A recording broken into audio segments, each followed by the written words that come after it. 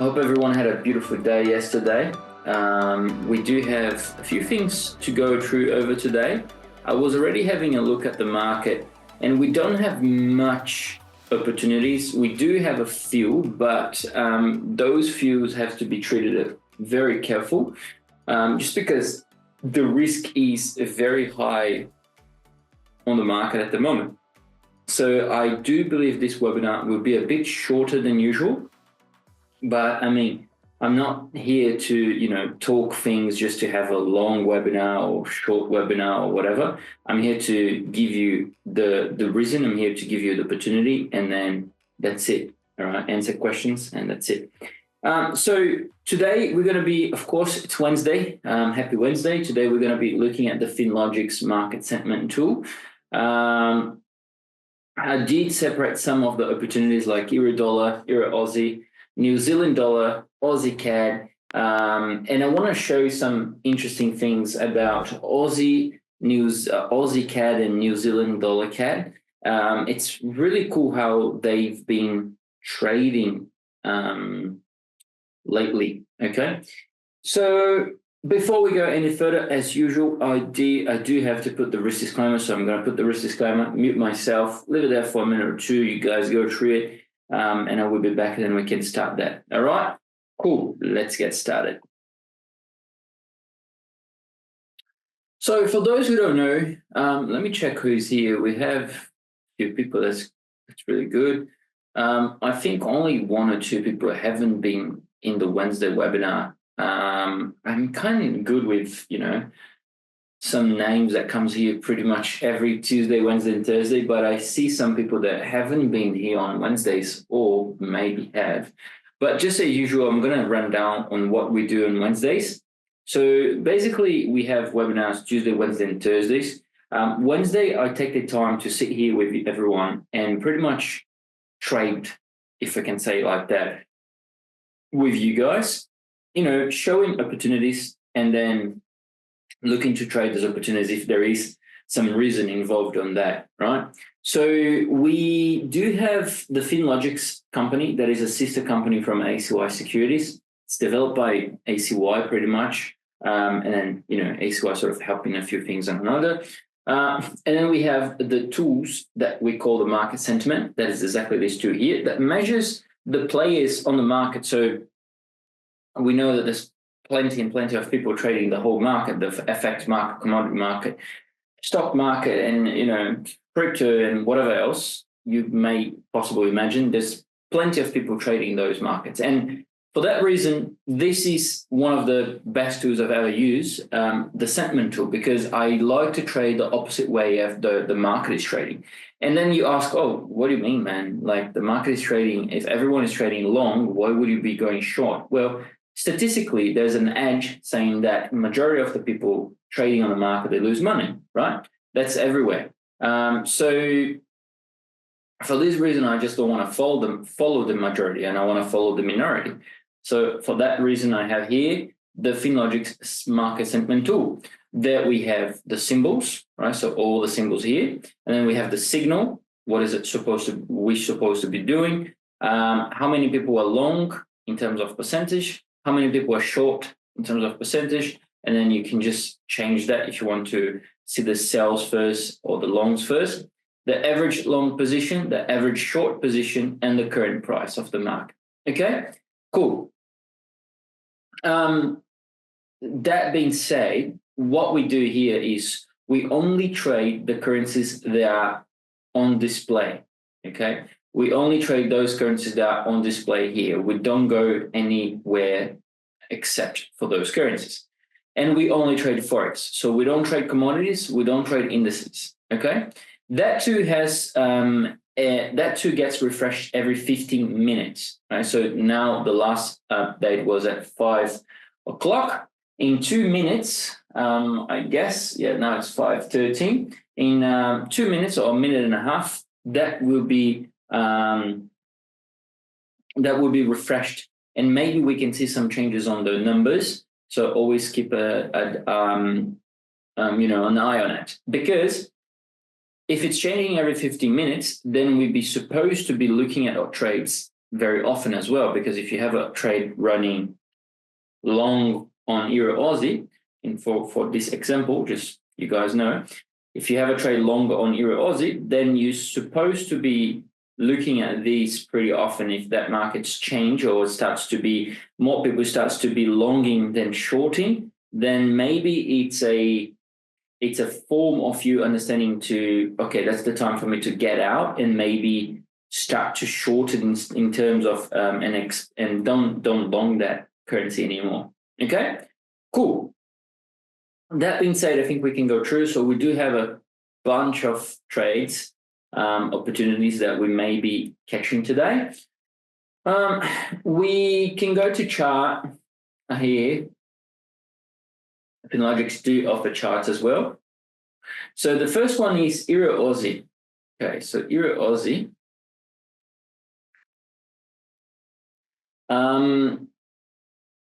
EURUSD.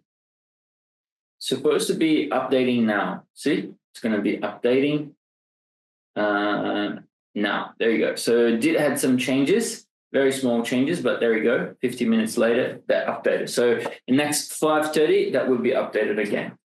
Okay. So let me tell you something. You see this? That's a huge move, right? Huge move up. Should we be longing on that? Well, maybe, because, there's a strong buy signal. But that's the problem. Because let me draw, I know some people don't like me to draw because my draws are horrible, but I guess I will have to explain that. But let's say we have a trend, right? We have a trend market, and then random, very random, okay? Some people will be shorting, some people will be longing, and whatever. But what matters to us is this exactly point where the market is at the moment, okay?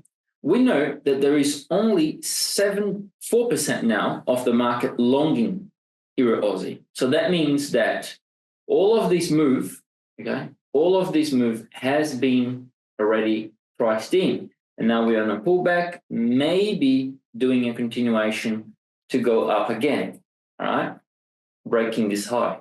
Well, my opinion is that if only 4% of people are longing the market, okay, the rest 96% are short, then I think everyone already made profit, and most likely they will be exiting very soon.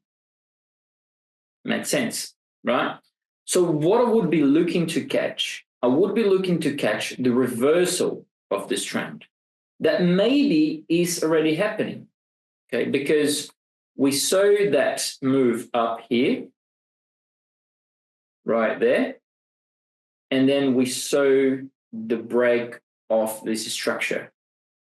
So maybe we are coming back for 50 fib retracement. Let me just take some of those things down. And then I don't put the background. Not 23. No one uses the 23. Okay. Perfect. Okay. Guys, listen, right? This one thing here. Fibonacci is just another tool. Okay. We can't blame that if that doesn't work or whatever, because it's just an indicator. Okay. So what's my catch here? My catch is probably I will be looking to trade the opposite direction. Okay. So we did have this very shy breakout here of that, but let's consider this a breakout. So what can we expect? Maybe a pullback somewhere around these levels here, around this level. Let me put this in red. Maybe somewhere around this level, and then we can be looking to short the market, okay? So yes, I'm doing completely the opposite, but it's for a good reason, okay? I can see some very nice take profit area already from here, okay? It barely touched this area. I always like to put on the 50% of the area. So that would be green. So that would be my take profit. And then my stop loss. Let's have a look on the ATR. Okay, average true range, saying 113 right here on these numbers. We're looking at 113. So 113 times 3.5, we're giving us pretty much 400. So let's say that 400. Okay, so 400 points for stop loss. So let me put this somewhere here. 400 would be around this area. Well, I think that is too tight. It's still above those highs, yes, but maybe we can use a little bit more of ATR, maybe like 4. So 113 times 4, that gives us 550. I guess 500 would be the ATO number.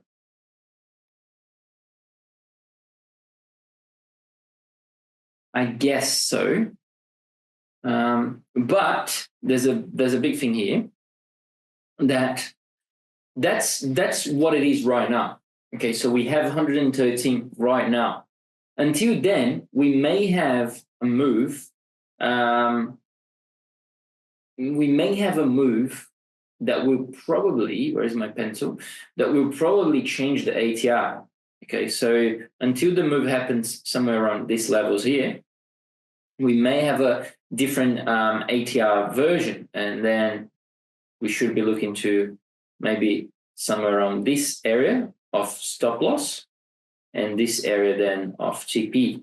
Okay, so that's just my opinion. But we can leave a pending order there and see how this will go during the week. We do have the CPI tonight from Europe, so that's going to be really interesting to have a look on it. Okay. Someone sent a message. Jury Fernandez, and can you please talk a bit more about ATR? Yeah, for sure. So ATR is very helpful to set up stop losses and even take profit. Oh, wow. I was drinking water and then suddenly my cup slipped out of my hand and nearly crushed whole the office here.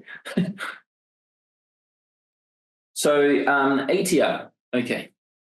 ATR is the average true range from the period that you are setting. Okay, so in this moment, the length of that, so the period is 14. Okay, you can put whatever you want. You can put 50, for instance. You can put 5,000, right? You can put anything you want. Majority of the people use between 13 to 15. Okay, so I like to keep on the middle on 14, and that is pretty much measuring the 14 last candles. Okay, any indicator that is already made, it's using Z-score. So maybe that's a little bit out of context, but I guess it's good for you guys to know. So any already made indicator, it's using something that we call the Z-score. Okay, the Z-score is pretty much the deviation of the price into the moving average. Okay, so the Z-score is equal to the deviation of the price into the moving average. So anywhere that the price is too far away from the moving average, the Z-score will be high, and therefore we call an outlier. All right, so we have something that is not normally happening. Okay, so basically the ATR will measure, in this case, 14 last periods of the market. I'm just not too sure if we catch the moment price, open price, or if we catch the previous to 14. Okay, so 1, 2, 3, 4, 5, 6, 7, 8, 9, 10, 11, 12, 13, 14. Okay, so from this green candle here, right? So from this green candle here to that red candle here, that's 14 candles, all right? So 3, 6, 9, 12, 13, 14. Okay, so 14 candles. So that's measuring the, I think the true range pretty much do the volatility on here. Okay, so that's the average true range. So basically the median candle, if we sum up all the open and close, we're going to have a price. We're going to have let me draw that for you. So where's my, it's not looking to work. There we go. So if we have 14 candles, right? 1, 2, 3, 4, 5, 6, 7, 8, 9, 10, 11, 12, 13, 14. So if we have like these as candles, just imagine these really horrible drawing is candles. And then every candle has an open price and there's a close price, okay? Or every candle has a moment price and a close price, okay? And will future have a close price. So if we have this one being, this move from the open to the close being 50 points, this one being another 50, another 50, another 50, let's count it up to be all 50, okay? So if we get 50 points on all the candles, 50 times 14, that's 700. And then, of course, divided by 14, we'll give an average of 50. Oopsie, we'll give an average of 50. But let's say in this situation, we have 10 plus 5 plus 8 plus 9 plus 4 plus 3 plus 6 plus 7 plus 8 plus 9 plus 25, 6, 98. So that's 14 numbers, I guess. Divided by 14, the average number is 13.92, okay? So that would be appearing here, oopsie, over there, okay, over on this little number. And that's exactly what we measure to be using the median volatility on the market. So we don't want to be exposed,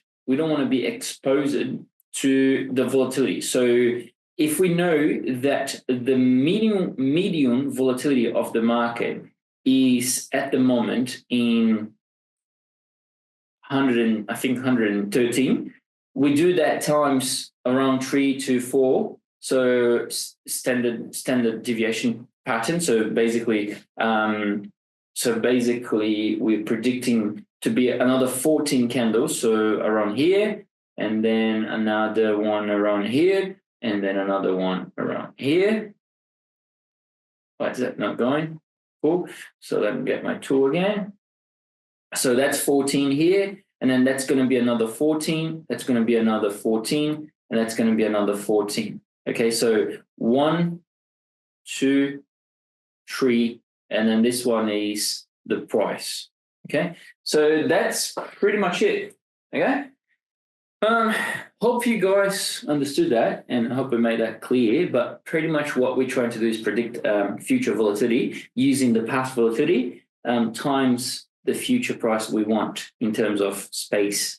Okay, cool. Let me take all of these drawings off. Did I answer your question, mate? I guess so. Was it? No. Oh, because it doesn't have the, I need to put the, sorry, let me just take this out.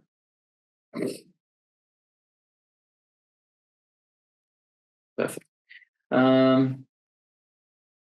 What is it? Yes, thank you. All right, cool, not a problem. Cool. So going over, we are looking to short Euro Aussie, and I'm not crazy. So, but let's see, the stop loss won't be here, but of course it has to be above those highs here, you know, minimum above those highs, but we will see. Maybe I'm looking to put above here. Still give a good trade, you know, somewhere 1 to 2, but better risk group, better, you know, giving some space for the market to run. Because we will only be wrong if the market goes above this top and then a continuation high. but not above this one and not above on this one. Okay. So let's see how it goes. Okay, next one. NZDJPY. I won't be trading Japanese yen pairs for today. There's too much volatility going on Japanese yen. We can see like USD/JPY or Aussie/JPY. We had such a whole move down, like this one on July last year, and then now move up, even gapping on the opens. So it's a bit too uncertain what's going to happen with BOG. So I just want to keep my hands clean and don't want to stress with Japanese yen. But if you guys want to trade, there's definitely plenty of volatility. We call that the toxic volatility because it's something that we can't predict with models. So we just don't touch that. Okay. Euro pound, let's see, strong buy. Again, there's only 9% of people looking to long that currency. So let's see. Most likely the euro pound will be already very stretched. So euro pound.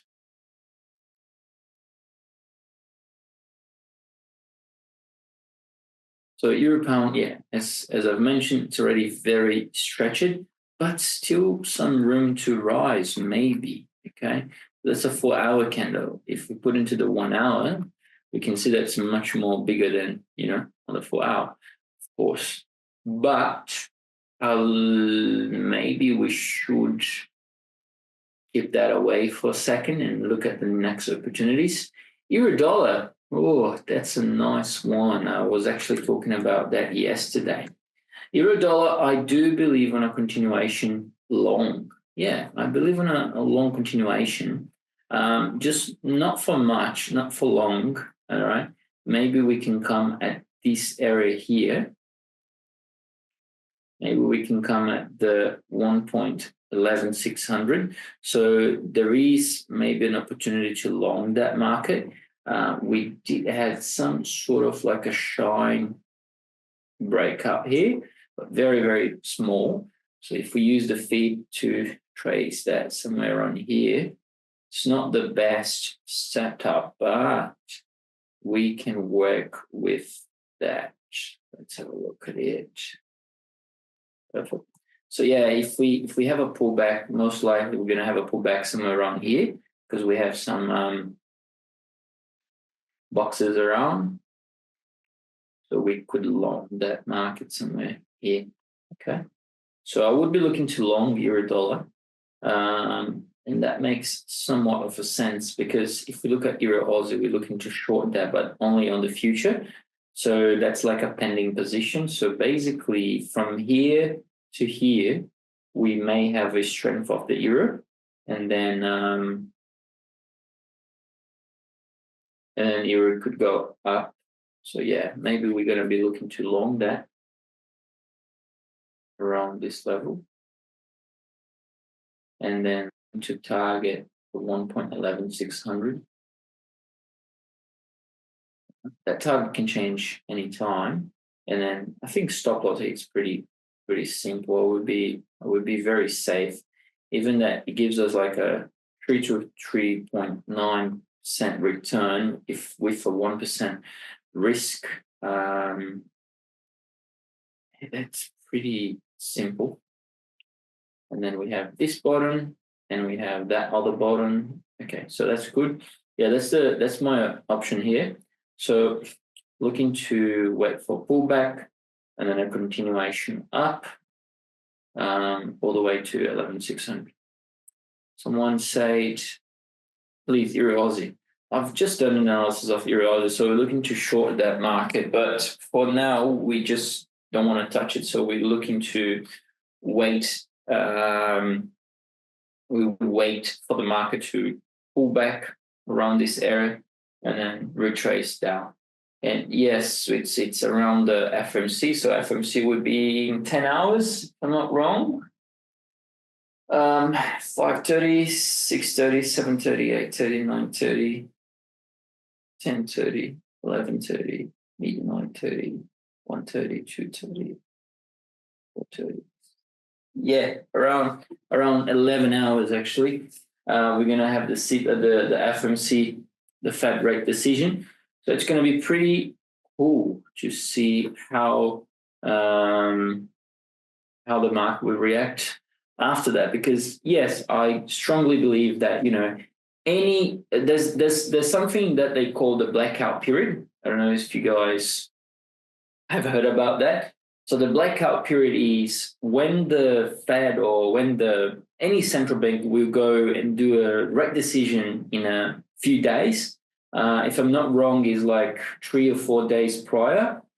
They go into a black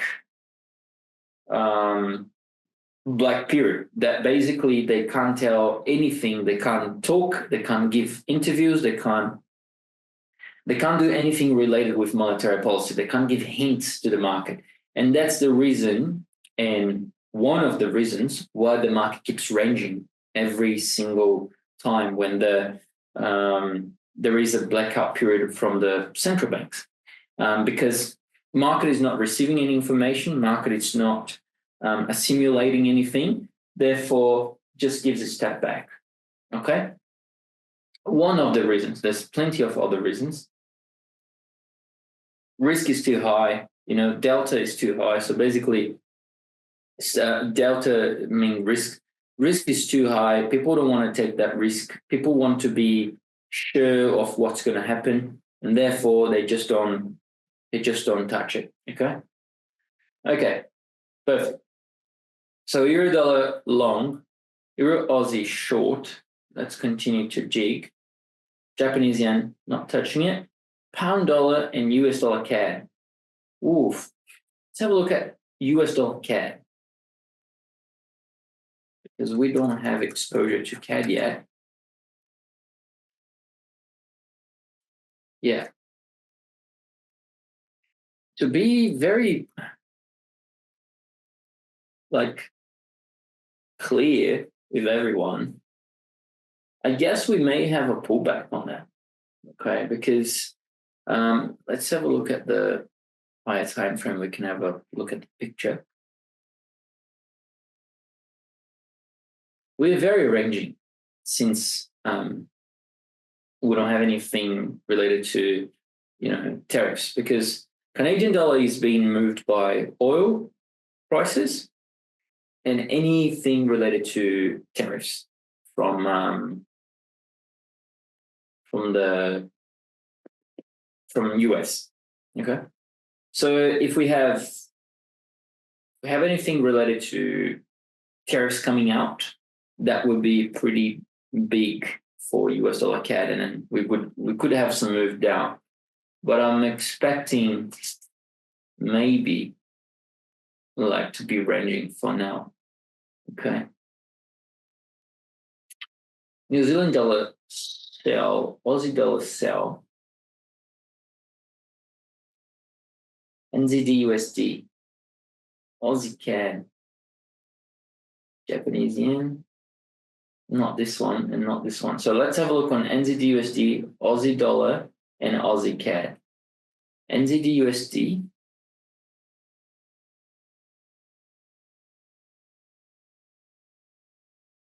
That's interesting. Looking to short. Yeah. Okay. See, that's something a little bit more interesting. Why? Because if we look at the sell, right, there's 62% of the market is longing it. Only 37% of the market is shorting it. The probability of these people keep longing, because we have an average long price of 58,512. So 58,512. Let's have a look at it. 58,512. So the long people, they're holding longs since here. So they have been on this huge drawdown, and now they're coming back to, some of the people are coming back to break even. 58,512. Okay. That short position is on 57,664. 57,664. 57,664. 664. Okay. So those people are holding, the average short position is here. Okay. So what can that sort of supply information to us. That's pretty simple. If the market comes back to this point, most likely those people will be starting to long again because they will be confident. Oh, okay, market came back, so let's continue to long that. Right? I bet everyone here already did that. After being on a huge drawdown, market come back, you start to adding positions, and then you're like, oopsie, that's not good. Market's coming back on the other direction.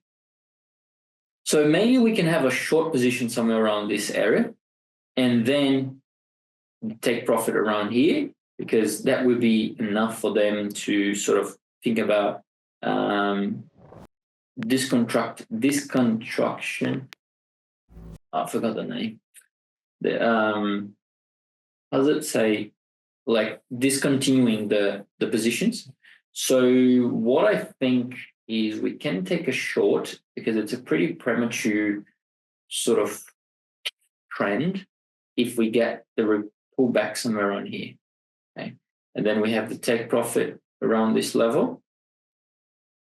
And then the stop loss somewhere around here. Okay. So let me just see the ATR. Let's have a look at it again. As this is a pending position, it's a sell limit position. That would be different when we have the price in there. So then you guys have to adjust accordingly. I will do 3.5, so 535. So let's say 540. Yeah, so around here. Okay, cool. So around here, all right? And that's below those highs. Yeah, cool. Yeah, I guess that's a good setup. Yes, that's a pretty good setup. So now we have to wait and see. Next one, Aussie dollar.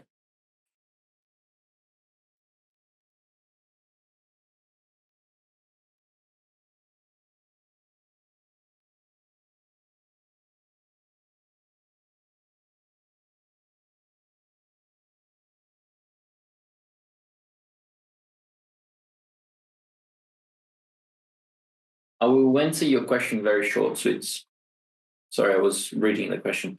Aussie dollar, I guess this is pretty much a double down on risk here. So there's no point of us trading Aussie dollar and New Zealand dollar, because let me just take trading view here for comparison, and you guys will understand why. When you're trading, you want to offset the risk and you want to upgrade the potential for returns, right? And you don't need to be doing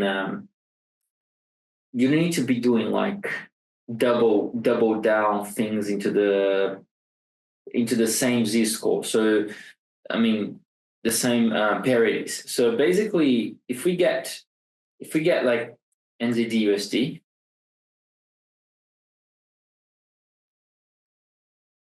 Jesus, what's happening here? NZDUSD, we can see that it's obviously sideways at the moment, but then we add Aussie dollar, right? And voila. Let me just change for line. It's exactly the same thing. Okay, so no change, no sense for us, literally no sense of shorting both things, okay?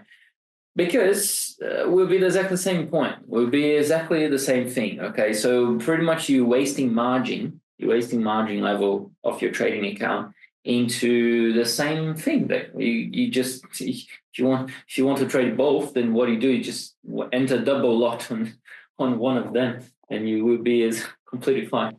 But anyways, see, the correlation is positive. So no, we can't do like mean return or mean reversions on those sort of things. Okay, that being said, let me just show something very interesting as well. Like Aussie CAD and New Zealand dollar CAD, they move exactly the same as well. This guy off. Perfect. So New Zealand dollar CAD, we can see here in pink, I guess, and Aussie CAD is on purple, and we can see that they move exactly together Okay, so let's go for daily time frame. We can see that there's like literally nothing of spreads between them. Okay, now let me show you another thing very interesting as well. If I go and search up for S&P 500, yeah, that one, and then I put it over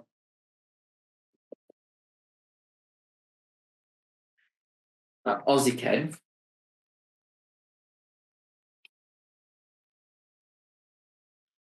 The same time S&P 500 falls, AUDCAD falls. S&P 500 rise, AUDCAD rise.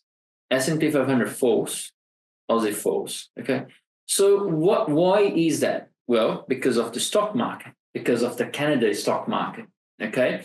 So anything related to US or companies listed on US from Canada or anything like that, we will have big correlations. And it's always very important to maintain an eye on that, especially NASDAQ and USDJPY. If we go to NASDAQ, NAS 100, like this one, and you put like USDJPY,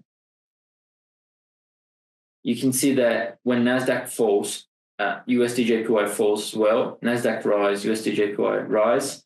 NASDAQ rise as well, fall as well. So it's pretty interesting. It's pretty cool to understand correlation. Okay, that's very good. All right, see, right, this one, strong buy now becomes even more stronger because, oh, see, a lot of things changing. That was 19%, now it's 38%.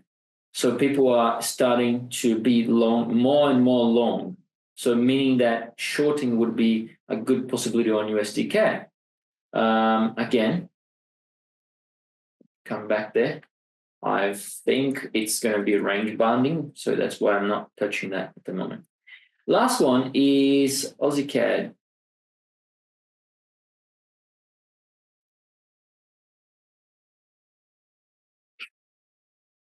AUDCAD looking to short. Okay, so 23% of the people are shorting, and the average short position is at 90,390. Let's have a look at that. 90,390.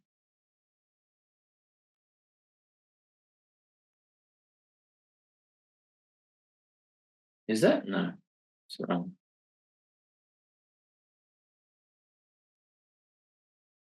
There you go. Yeah, so that's the average. That's the average short position, okay? And what's the average long position? 90, 82.9. 90, 82, 82.9. Is that it?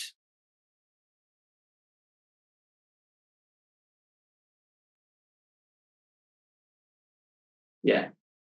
So that's the average long position.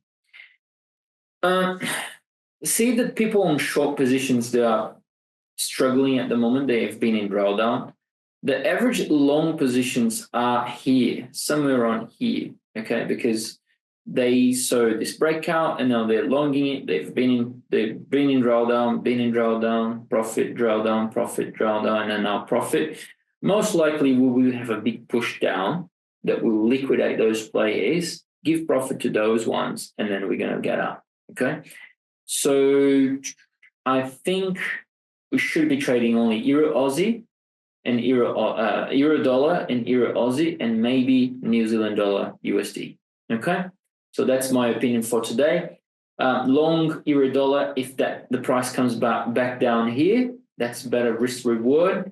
Euro Aussie short if the market comes up here, just to on this support sort of resistance line, and then short on New Zealand dollar as well. Now answering Sweet's question, what do you think could happen to US 500 and US 100 if the interest rates comes out paused as expected? Nothing. What will be more important will be after 30 minutes that we're going to have this speech from Jerome Powell. And that's what I've mentioned on today's video on YouTube. So I guess 99% of the market is already expecting, if not 100%. Let's have a look on how the CME is going.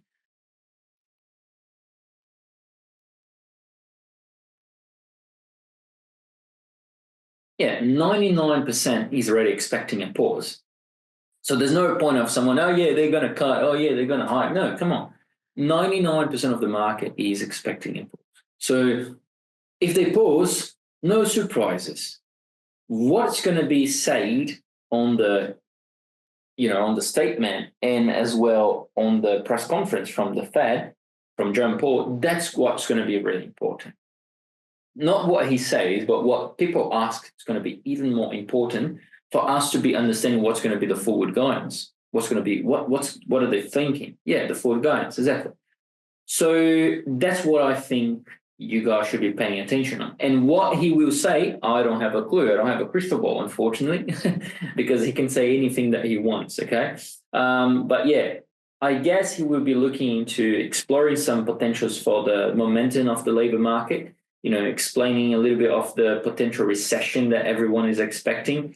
And that will cause some of a range bound, I guess, into the market. And we probably won't be feeling anything today. We'll probably be feeling next week only. Okay, so how the player will be positioning themselves, I don't guess we're going to have any move like today. I think the US dollar index will be maintaining itself pretty steady. Okay. Cool, guys. Thank you so much. So I hope to see everyone back tomorrow. And I'm going to stay here. If you need any help, just let me know through the Telegram, and I will be back tomorrow with more analysis, and hopefully we have a good decision from the Fed. Thank you, Switz. Thanks, guys. Have a great week. A great day, and I'll see you tomorrow. Bye-bye.